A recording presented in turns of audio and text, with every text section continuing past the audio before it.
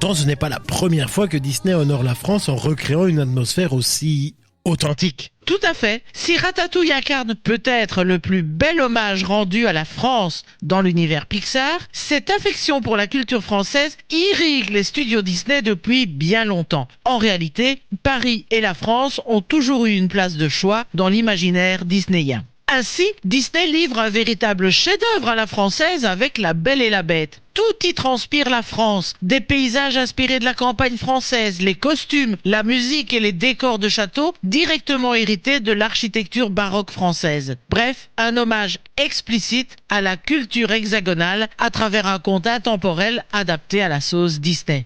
Quelques années plus tard, c'est au tour du bossu de Notre-Dame de mettre en scène Paris dans toute sa grandeur gothique. Inspiré du roman de Victor Hugo, ce film plonge les spectateurs dans le Paris médiéval avec sa cathédrale monumentale, ses places populaires et ses fêtes foraines.